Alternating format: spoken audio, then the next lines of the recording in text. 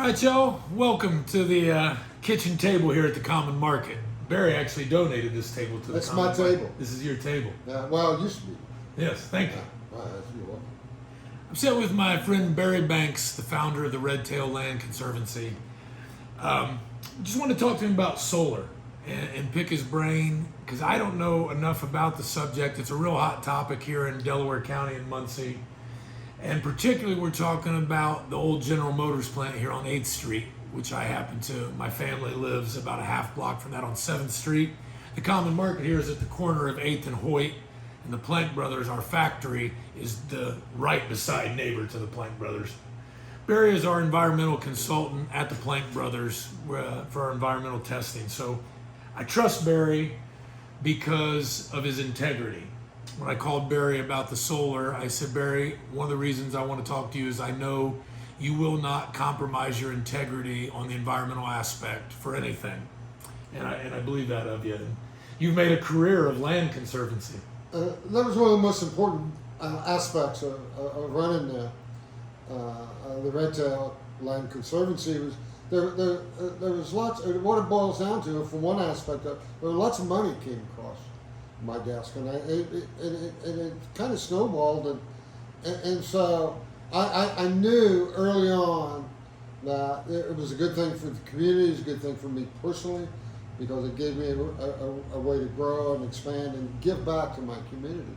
But one of the things you have to do when you deal with other people's money of any amount is how you handle that money, where it goes, and you have to have a process. Because I like to say it came across my desk. Well, it almost literally came across my desk because it was through the mail and through conversations, and so I learned early on that the honesty was the best policy, for a number of reasons.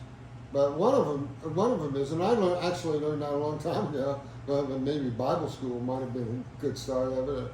That's at the Mount Zion Lutheran Church over in South Madison County. But I knew that. But then I also learned it when I was with General Electric. And I was at a national sales office then, and I had a desk with a very complicated number of lines coming in, warehouses across the country that I had access to, immediate inventory and everything. Is that when you're dealing with that many people, that much, that many times a day, that honesty is the best policy, because then you don't have to remember all your little bitty lies, and it becomes almost impossible. Yeah. And then you start, and so in people sense that you're BSing, or that you don't know what you're talking about, or that you're being dishonest, then you'd be hard pressed to make a customer out of it. And that's what their concern was. But that honesty was something that we were trained. Yeah. At General Electric. Yeah. How interesting. At the training, those aspects, and we talked about communications, and they were top level communicators, and so you get to learn from the best. And I learned my lesson then, and it really sunk home, because then it becomes easier to talk to people about detailed projects. Well, that integrity, which I've known of you since I've known you, like I said, is why I reached out, right? To say, Barry, tell me if there's something I don't see here, right? And so that was the first question I had for you. And for anybody at home, this is just, I wanted an informal conversation with somebody who doesn't have any vested interest in it other than wanting the best thing for the land. And the community. In the community. Yeah. Well, in the land, I see as part of the community, right? Well, absolutely. It's a critical part of it. Yeah. I mean, if you don't have clean lands, you don't have a good place to live. That's not a good thing. That's about as true as you can get. So let's start right there. Is there anything environmentally that comes with solar that I'm unaware of, or anybody listening's unaware of, that needs addressed? Because there's actually, and I'll give you an example. When Jason was here talking with us, when they first announced out at the old Kilgore plant they were going to put a recycling company out there, right? It had this initial kind of positive response. Then it turns out that, well, they're talking about steel dust recycling, right? So you call it recycling, but it was really a misrepresentation of what was coming there. That's right. And so is there anything with solar power in general that I'm missing? Because I don't want to be uninformed, and my 15-year-old autistic nephew plays right there beside, right? Yeah. We're getting ready to launch our company right beside it. So not only for the public, but for myself and my family, am I wrong that solar is clean energy? Well, that's a much more complicated question than it might appear to be, because you got to define what we're talking about here. Clean, solar, clean is that? Well, and clean is a word for a complex process as far as remediation to make something clean, polluting something which makes something not clean or dirty, you know. And so those become very complex questions and answers and issues. And when you talk about a community health, community welfare, community development, and so when it comes to solar energy, it's huge. It's a big project now that's going on across the country, many projects going on across the country. And it has been researched to the nth degree. What is the? And so, and what is the standard wisdom about that sort of energy? Is that its time has come. And is it going to hurt people? No. Is it going to enhance communities? Possibly, if it's done right. And when you get down to the nuts and bolts of solar, you know, it's really come a long way. I mean, they've been working this, engineers, people in the business have been working in this direction for quite some time. And they've worked out some kinks on it. And as far as materials, you got mounting structures. You know, it's complex. How the structures are mounted into the ground. I mean, they have a lot of options, and that's all important stuff. And from what I've seen on this, I'm not a professional, but I'm an interested citizen, and I think this can really benefit our community. I don't see any overriding environmental detriment to the soil, to the land, to the community. If it's done right. I mean, again, I say that, and I truly mean that, but it's a complex process, and that's what we're dealing with now. As far as the communication, the engineering, the transparency is huge. And I always think because you're talking about lots of money, lots of, let's say, public money, and we're talking millions of dollars on a project like that, and of other people. Let's just call it other people's money. Now, it's not my job to communicate where the money's coming. I mean, I don't know where the money's coming. I just know it's available. I've been told that the money to do this project is available. Well, that's somebody else's job to make that bridge to the community as far as being transparent, of being accurate, of being trustworthy, of that large amount of money. But for me to make a comment and to express my feelings on it, solar, yes.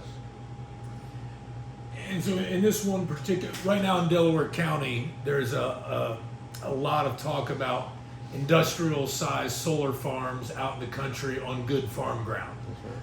What we're talking about here in the Thomas Park Avondale neighborhood is the old General Motors factory and is a brownfield at the moment. Absolutely. So that's what when I first called Barry, I said, Barry, this is what's going on. Is there anything I need to know? And you said for a brownfield, particularly solar makes sense as a remediation possibility. Yeah. Yes. And there's a number of ways to remediate a brownfield. And brownfield is what's known as a word of art in the biz of pollution and all that stuff. Where the brown and you can get into a myriad of details on what a brownfield is. There's no question that that's a brownfield. So you get over that hurdle. Yes, it's on the Indiana Department of Environmental Management's brownfield list, right? So this, the old General Motors factory here is a brownfield. And it is what it is. I mean, it is that. Now, how do you handle that going forward? And you can get, and it really depends on the community as a whole, from the layers of community servants to elected officials to people that care about the community. I think care is a key word in this whole discussion. Who really cares about those people over there? Who cares about somebody's kids over there? And if somebody can say, well, I do care about that. I could be, and why do you care about it? Well, because it's my community. And as far as me personally, I mean, my community is Delaware County. I mean, I've been here a long time. And what I did with Redtail, it was made possible by my understanding that concept of I care about what happens here. It goes to brain drain, if you will. It goes to having healthy, active, productive families in communities and having diversity, and making it a good place to live and raise a family. Right. I mean and so I sincerely care about that, and that helps me sleep at night when I've got very complex. And what I did with Redtail over the last 20 years, or for 20 years, is that I knew in my heart of hearts that what I was doing with that organization was good for my communities. The best thing that I could be doing personally to give back to my community. And so when you start there, and then you start delving into the complexities and communications and all this money flowing around, potential money. If you have that basis, if you start of caring about the outcome, that's huge. And so, you definitely care, right? And your work with Redtail shows that I care. Right? I mean, again, this is my family lives right beside it, and a place that I really care about, like you, Delaware County and Muncie, Indiana, because this is where I was able to make a place to get involved in a community, begin getting in the arts community, and that took me all over. So we both care, knowing that we both care, right? And that's a pre-qualification we have. What do you think of putting solar on the old General Motors plant as far as the community goes and what's good for it? I think that if done properly, if handled properly, it's a complicated process to go through. That it can be a redeeming focal point.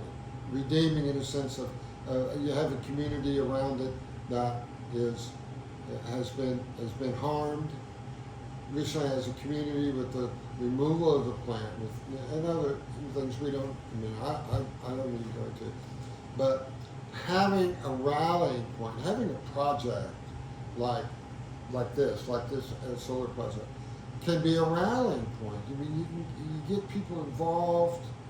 Not only as volunteers, but also that there's a couple people that it's gonna take a half a dozen or so people to maintain a solar field of whatever we're talking about. Yeah, I mean, so when you say that what's good for the community, as it sits now as a brownfield, what are the dangers for the community that you know of? Well, there are heavy metals in there, and like mercury and lead, and you go on and on. That just they're still there.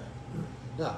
So you've got to go through a process of, first of all, knowing exactly what's there.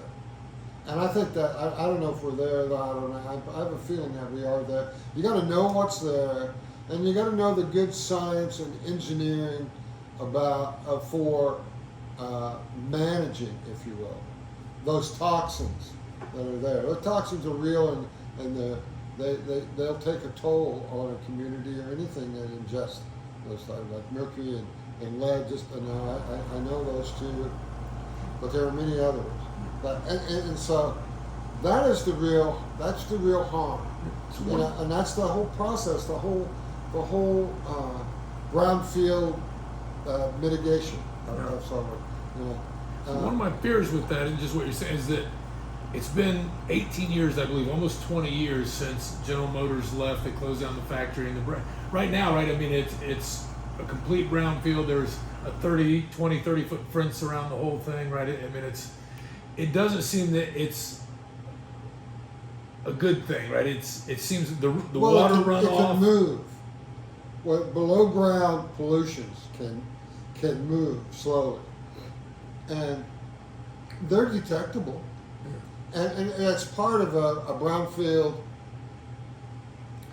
remediation. And it goes back to what I just said. You got to know what's there. Would you say with having General Motors and Racer, would you say with General Motors and Racer Trust, Indiana Department of Environmental Management, they do know what's there, right? They've done that. They must have. Right. Well, they stopped building the apartments, right? So there was one time was a big apartment project on there, and it seemed to get about halfway there, and then was kind of shut down because of, right, as the further they went along, they realized maybe it was worse than they thought. So I make an assumption, and we were talking earlier, maybe that's a naive assumption, but with the people involved, that they do know what's there, right? That's why they're not moving forward on putting people there, right? I mean, that's... No, you're right. And so we're saying that we've kind of identified the real problem. One of the main issues the community's going through right now is this idea of, is this right for the community for that space, right? Based on, because we know the toxins are there. Well, you mentioned doing it right. Let's say they're there, right? We accept that that's pretty true, and you do it right. What does doing it right mean? Again, it's a very complex process, but it is a process, and there have been some failings in some people's eyes about the part of the process that has to do with communication with the community. And you've got to go through. You have to have engineers, lawyers, accountants, all these people involved, and you got to find out what's there. And that's the starting point. And then you've got to come up with a plan of what are we going to do with this. I mean, and people in authority are the ones that initiate that plan. I mean, it's in their job description to make that plan. And so, if they're doing their job, which they should be, and we want to assume that they are, they've got to see the big picture. They've got to see long term or short, or the appropriate term, short term and long term, and take those into consideration, and make the project so that it does not harm people. And there's some very harmful aspects of it that's in that ground. They've been, and secondly, why can't we make this project good for the community? Let's try to do that too. And so when you talk about a right way to develop, if you can start with people that understand that sort of project and understand the benefits and or the detriments to the community, and you keep reminding them, hey, we got to do this right. If we don't do this right, quote unquote, if we don't do this right, some people could get harmed. I mean, their families could get. And so everybody gets on board. It's easy to get on board with saying and thinking that we got to do this right.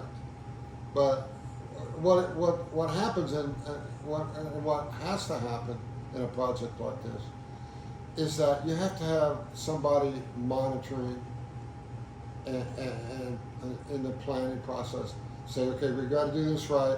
Here's what we got to do. Here's the plan. Now, what are we doing today? Da da da. What are we doing the next day? What are you doing for the first? I mean, that's to make sure that it's done right. With it, there is a plan, right? At the moment, the plan As is I understand to use it, I haven't seen it. the solar. Right? So the plan is to put the solar fields in there to begin turning it into an income-producing thing for the community to begin the complete restoration of this neighborhood, right? And like assuming, right, that it's not some nefarious evil group trying to, sneak something in. It is a good plan, right? That they're moving in the right direction. What do you think are the things that make that the right plan, or make that when we talked before, you said you want smart development of resources. What makes it the smart choice or the not smart choice, right? Or the best choice? Again, it's got to be a project that has communication and involvement of the community involved, communication from all the aspects, keeping people on the same page, if you will. There's got to be an aspect of it that appreciates the land, and that's where I come in. I mean, and knows something about what's good for the land and what's not. Because what's good for the land is good for the community. Yeah. What's not good for the land? Heavy metals 20 feet below the surface. That's not good for the land. So that's there now, right? That's pretty understandable. Whatever it is. I mean, I simplify that without really knowing, but there's something that's very. Whatever has it registered with Indiana Department of Environmental Management. We know what's in there. Right. Somebody knows what's in there. Right. And they've listed it on And that really brings up that topic of transparency.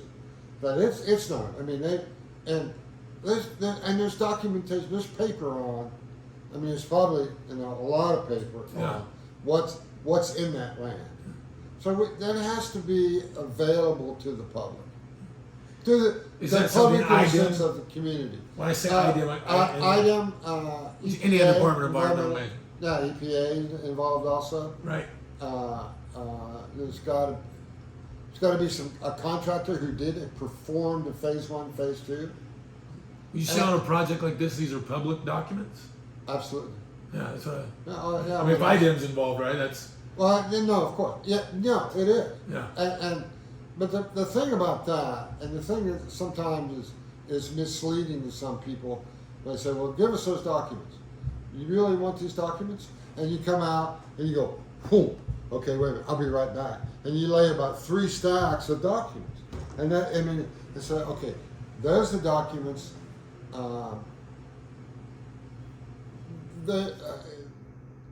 That sort of thing is difficult to understand. The information in those documents, and they're there. So it takes expertise and time to really digest those documents, to understand what's in those documents, and that's just time. I mean, it doesn't take forever, but it takes someone who knows, understands documentation and that sort of thing. So what would you say? If everything was there and you could make it, what is the right way to do a project like that? That, like you said, if you take care of the land, the community will be better off. At the moment, right? Yeah. It is a brownfield. So what is the right way? One other follow-up with that is the water, run off of that now, bringing that into the community as we speak, right? That's a very, very important question. And I think there may be documentation on that. But I think we got to go back to documentation. We have examples of brownfield projects where if it's if it's going to affect the community, the adjacent community, there probably is documentation. But unfortunately, the way you have to deal with that question is get back to the documents of what they know is there. That somebody knows what's there. We all know, general knowledge. It's going to move. It's going over years. It's just going to move away from the general area, or maybe it might even move back into the center. I don't know. That's part of engineering and science. To really say what's right for this project, and you can find out. Do you believe on that the right project for this is the solar? Again, solar isn't permanent and forever. This is, we believe, approximately a 20-year lease. And again, I talked with Mayor Dan Ridenhour about this. Again, same as I said to you, Dan, shoot me straight, right, as a neighbor, so I can. And I believe what I've talked to him about, and that's one of the reasons I called you. I said, tell me, am I right here? Am I wrong? Am I way off? Is there's an environmental covenant with the Racer Trust, which is General Motors' arm that takes care of all their properties in the United States, remediation, right? Because there's several of these properties. I understand. And then there is the EPA, like you said, IDEM, right? These organizations that if they stick to that environmental covenant, that the liability remains with Racer Trust and General Motors to clean it up. And there is a plan with IDEM, with Racer Trust and IDEM and Indiana Department of Environmental Management to clean it up now in place. That is what the mayor's proposal is, moving this forward, right? This is, and I believe that, right? We'd love to hope that it's not, right? Because certainly nobody wants to poison this community more, right? I mean, doesn't mean it couldn't happen, right? But obviously the plan is to clean it up. So yes. if all that is in the right direction, is that the right direction you think that? I mean, I can say without qualification that's the right direction. Right. And to maybe to qualify an answer a little bit, and it goes back to what I've been saying. And I don't need to qualify it, but it's a good thing to always qualify what you say on that. Is that you've got to take into account people on this thing. You've got to take into account families, neighborhoods, all that. And as I understand it, that has been taken into account. I mean, by the state, because they're obligated to handle a project like that with understanding that there may be problems, there may be issues along the way, environmentally. And we know what's happened up to now. Yeah. We know and that's, we can find that out. We can get paper in front of us and go through and find out what's happened there to the nth degree. So what happens if we don't? My biggest fear is, and one of the reasons that, again, I'm for it, right, again, as long as I understand what's going on, is that in these 20 years it's set like this, if it sets another 10 or 20 years, is that a serious issue? I mean, that's... Yeah. Well, I think it could be, but I think more on point is it a missed opportunity for the community, for everybody, Well, if nothing happens, it's certainly a missed opportunity. It's a missed opportunity, and I think we got to start there. Right, it can't be nothing, right? It could be, but it shouldn't be. Right, but it actually should not be nothing. Right, because then you're talking about leaving that in the ground, like you said, it's going to move. And then legally, there are limits on the documentation. You talked about an environmental covenant and stuff.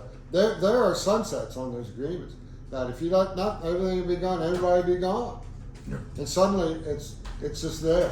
Oh well, we've got little trees growing and it goes on. But and that's why I say a missed opportunity. I mean, we got 50 acres there in an urban area, that could be a huge asset for the community, huge, and more so than you really have any reason to think. I mean, if people, forward-thinking people would see that and say, boy, that's easy. Yeah, that's a no-brainer. Let's do that. Well, it's not a no-brainer and it's not easy.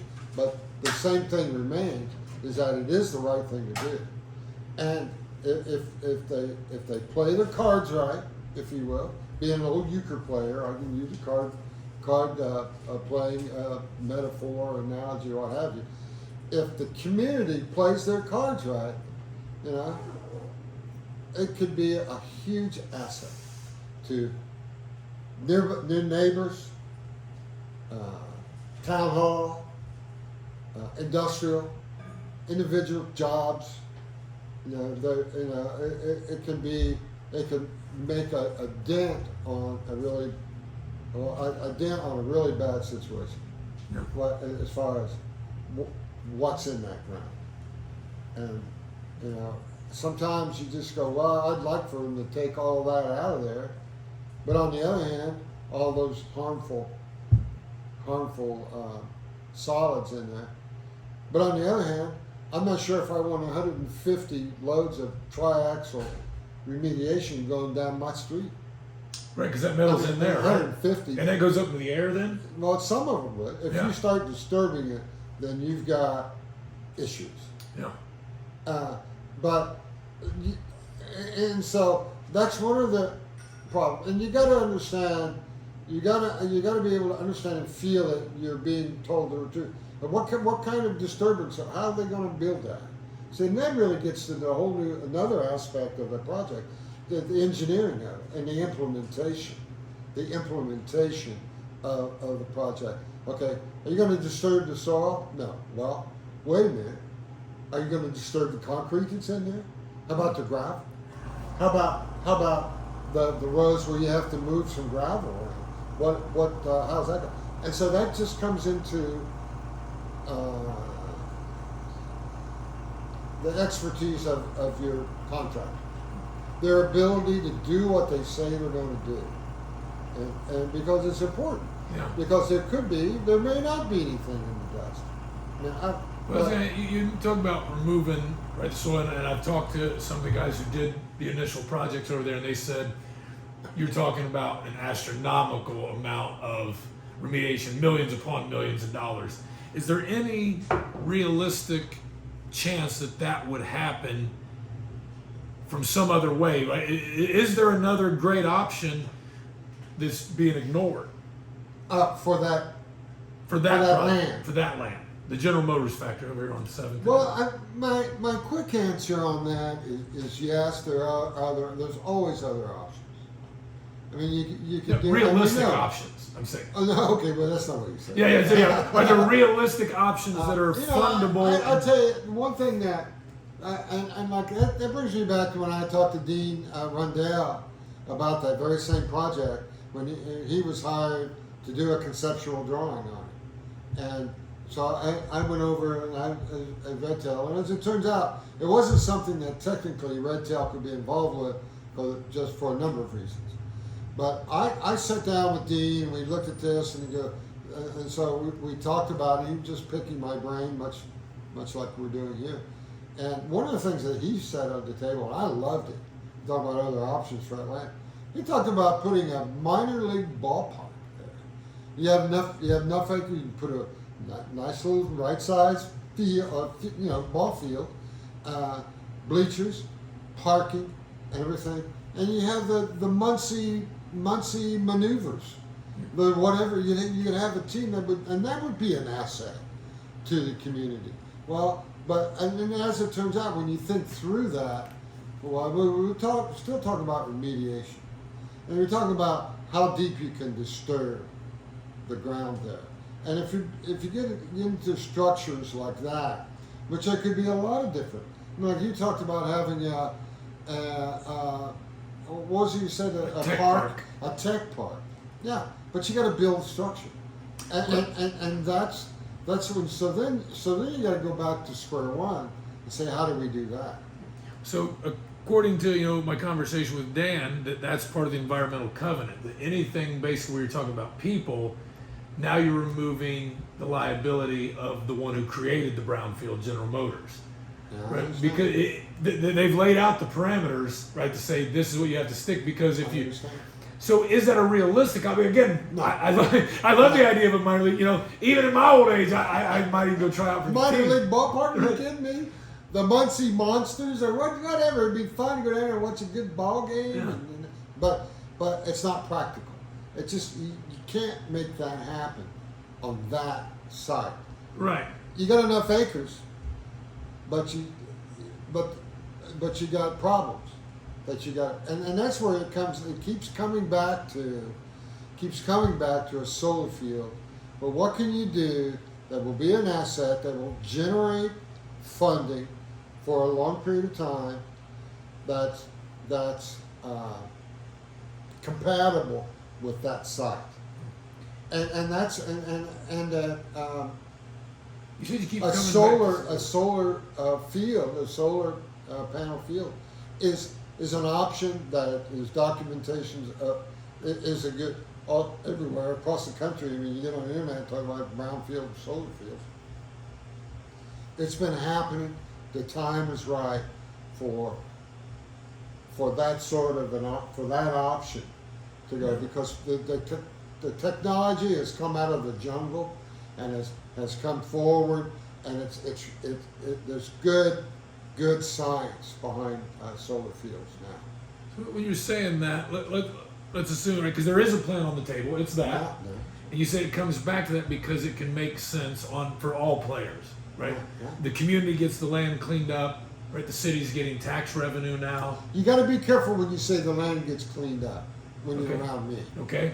because but go ahead. Well, I can talk. Well, I to can clarify, say- so when I said cleaned up is as it sits right now, that brownfield has been sitting there for 20 years with those metals in it, with no remediation of any kind, right? It's affecting the neighborhood As every far day. as I know, that's correct. I mean, Right. I mean, any sort of real remediation would be very visible. Right, and I think it's pretty well accepted that when they started, that's why they stopped the apartments where they did. They didn't even finish the front of the block because they got into a little more than they thought. Yeah. So when I say clean, I mean there is a start in the right direction with a plan to make it good, wholly. Right, and this is Yeah, a yeah. start. So that's what I a mean. good statement. That's Right. a good statement. That's what I mean. This isn't a fix-all right overnight. This is, we have a plan, we know where we're going, and we're in that direction.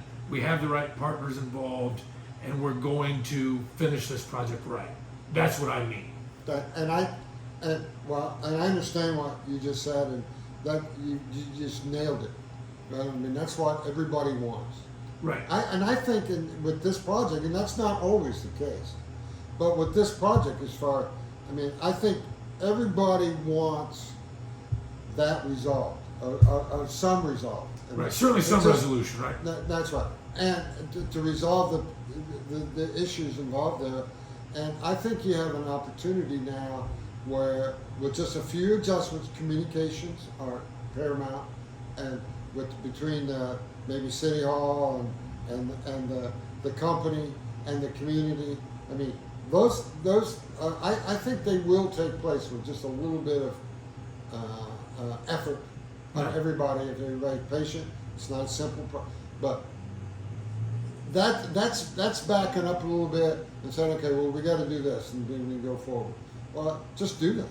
Do that communication. Get that documentation out. Get it in front of somebody that understands it, can read it, will be honest about the repercussions of everything of the actions, and then move forward with it. No. You know, I think timing is another aspect on these projects, and I think you can study a project to death. Period. You just and sometimes and it's my understanding, but a lot of the study and documentation has already taken place, and it may have not been communicated as well as it should have to the community. But a lot of that aspect of that project has taken place, and we need to. I think a good thing, we need to back up just a little bit. We don't need education. We don't need to do a lot of hypothesizing, and try to come up with other options. We need to get out what's taking place for this project, for that land, and somehow communicate very openly to anybody that wants that cares to look. Back to that word care. Anybody cares enough to know and spend time and effort to what has happened in that project. They need to have access to what exactly has happened. Yeah. So a couple things on that, which all make sense. I mean, I really appreciate, all this is really enlightening to you. It's one of the reasons I trusted you, Barry, to ask is let's say, like you said, all that's basically been done, and we agree that this could be a positive plan, right? May not be but it's a start to possibly a good movement in the right direction. With that being the case, what would be are you on board that going forward, if we have those things in place, this can be a start and all that communication can be addressed, and that there's not an environmental consequence here, there's not it's not, because I've not heard anybody say that there's consequences negative for cleaning up the way this way, right? Right, and everybody wants to, have a chance to be informed if you care enough to, right? That's what we need to address, but the choice is right for moving in that direction.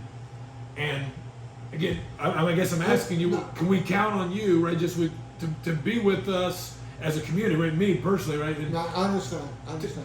to make sure that those things are done so that this is the right project because we did it right. That's what I'm asking. No, I understand. You know what I mean? Well, yes, I do.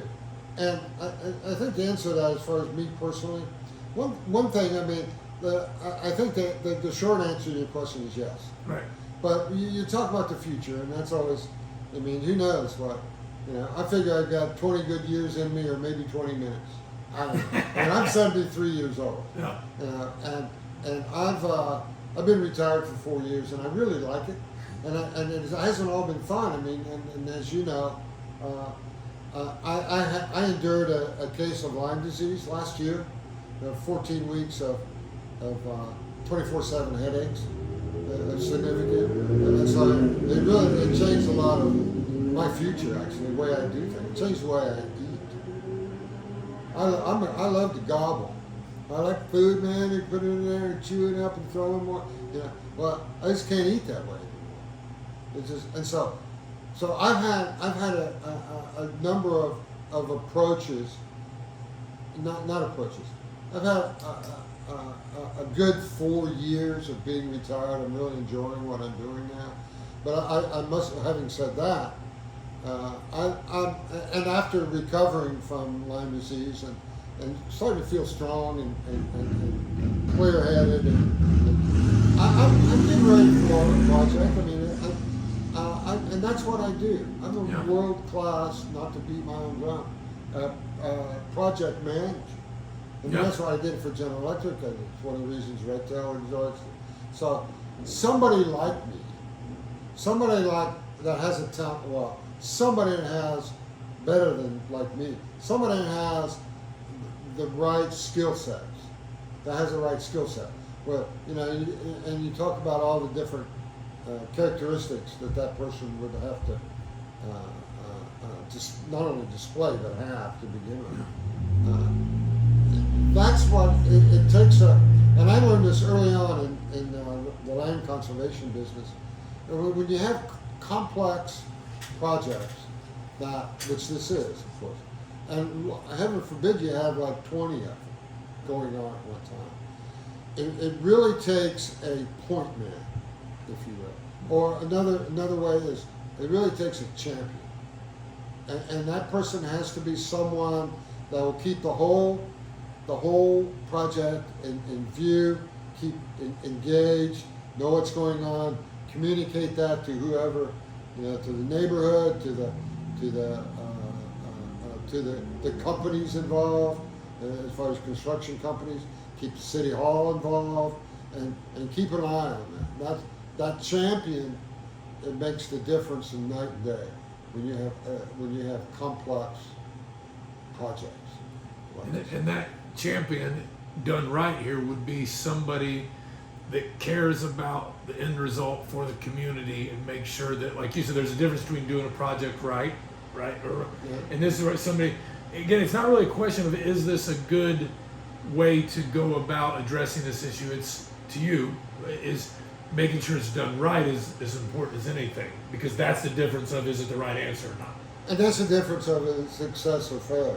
Right. And so successfully with a champion who is taking everybody into account, this could be the answer from an environmental perspective. From my perspective, yes. Yeah. I say that with years of experience and seeing no champion, no central person. You got a champion. You got somebody that can stick his neck out, and you got somebody that can communicate. You got somebody that can negotiate. You know, that champion has to be willing to take a chance and stick his neck out a little bit, if you will, when you stick your neck out on a project like this, you cover it. The ones of us that survive these kind of projects with their integrity intact, with their mental capacities intact, are the ones that know how to communicate with people and know how to deal with how to get to sleep at night. Well, that's, well, wait a minute. That's a huge. A person. If you got to stay healthy. Well, it's one of the reasons I asked you to do this is because if I want to see this here in my neighborhood, I need to be able to sleep at night, which means I did the right thing for myself, my family, and my community. So that's why I asked you, because I know you're not going to compromise your integrity. No. And so, you have no vested interest in this, right? I mean, you're not vested in solar. You're not. You're not a landowner. No, I'm vested in keeping my bird feeders operating. Grape jelly. I'm a grape jelly guy. A grape jelly attracts the Baltimore Orioles. It does. Absolutely magnificent bird. My aunt was feeding Orioles grape jelly yesterday. I was helping my aunt move. She just sold her house and moved to Florida to retire. You invite the Orioles to come in. It's not like you're keeping them alive. You're just giving them a food source. And you give these birds of any sort or any group, you give them a food source.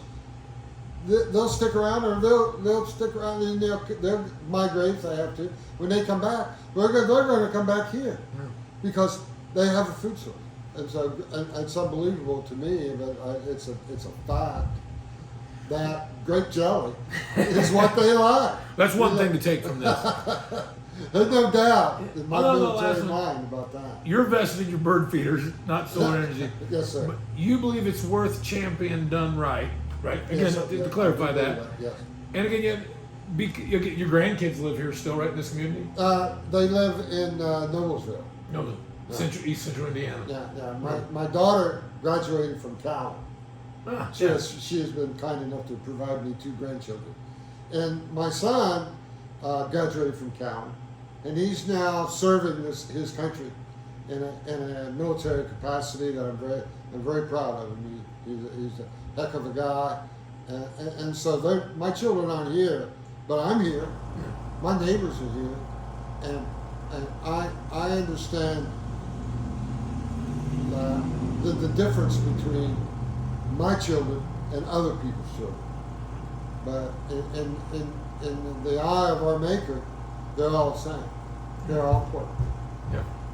So, but that's why you're willing to look at being a champion to this, because it is important. Okay, I can say that. Yeah.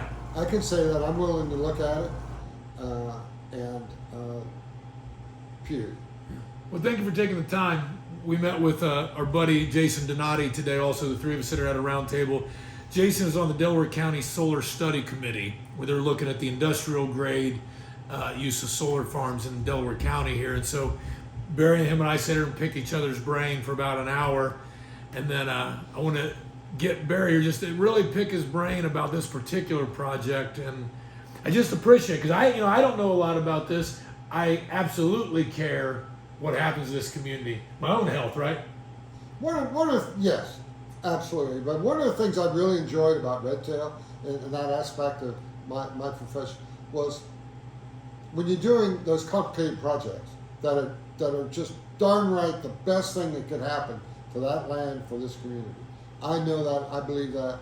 And so you go and it's fun. Yeah. It's fun. And it's tough fun, and it's love, but it's tough love because it's not going to be smooth. Right. It's not going to be easy. There's going to be challenges come up all along the way, but in the end, it's fun. It's just, from very personal. I enjoy doing that I enjoy other people doing it. Yeah. Just to wrap that up on that, it's fun. Why land? Why did you pick land conservation? Why is that fun to you? Well, it was fun. Well, because I grew up in South Madison County, next county over, and I was born in 1948, so I lived through the 50s. I remember the 50s, 60s, and in the 50s, when I was a young buck out there learning how to play baseball and basketball and all that kind of stuff, I also learned where I could go hide and be quiet, and that was in like a 60-acre woods across the road, and it was connected trees. We had lots of trees where I grew up, and so that's where it really started with me. I understood that. I wasn't really into knowing what every plant was and all the scientific things, but I appreciated it as a youngster, and then as I matured, I understood that there were challenges to keeping the land intact and alive. Let's say, and all the critters that live there, all the hundreds of species of native plants that live in those hardwood forests, not to mention the hardwood trees. It's an ecosystem, and that's a process that's complicated to if you want to try to alter it in any way, either upgrade or downgrade or whatever. But it's also very simple. It can be very simple. It's a good thing. It's one of the reasons I trusted you. I know that one thing you're not going to compromise on is the land, right? It's not necessary that I do that, and I wouldn't think of doing that. Yeah, I know you wouldn't. I wouldn't have you on here to talk about it if I thought you were going to compromise my own integrity to just ask the right questions. And the thing of it is, and it's not just a moral thing, it's just not a social thing. That too is a smart thing. As far as that being, that project, and protecting land, specific lands from development or other sort of not so bad use. You have to keep the big picture in mind when you're dealing with the land, and it's complicated. But it can be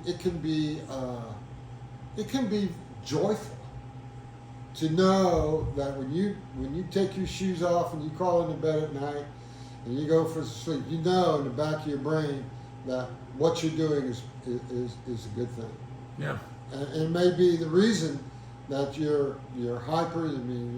But if you know that, if you carry that with you, that knowledge, then you can sleep at night. Yeah. Well, that is something money can't buy, right? No, not that. Not when you take your shoes off, sit bedside, and take a deep breath and say, okay, now it's time to rest. And if you can't rest, then you can't be as productive as you might be. So I vote for rest. Give me rest, and I need to keep going. Thanks, I appreciate your time, brother. I'll see you out there Wednesday. I plan on being there, good Lord willing. The creeks don't rise. If 20 minutes don't get you, if you got 20 years or 20 days, I'll see you this week. Right, yeah, I think I'll probably be there. Well, thank you for doing what you do. That way, for me, right, I have a champion that I can go to that I know will tell me, oh no, Mike, that's all wrong. Do not get behind that, right? Or this little bit of it's wrong. Right. Yeah, anybody, right? But yeah, to say, that's not okay. And that's what, years of building, something like Red Tail does, right? Is it, it shows your integrity. Well, and it helps you understand how important those things are. Yeah. Yeah. Well, thank you for listening. I wanted you again just to hear an informal conversation, what Barry thought of it from the Red Tail founder perspective, right? As a guy that dedicated his life to land use and land conservancy. And he was the first person I called when we took over doing the Plank Brothers, which you get another local factory here, because I knew the same thing. Barry would tell me the truth, and I appreciate it. Yeah, well, it's my pleasure. God bless you, my friend. I gotta turn the camera off. Okay. Good.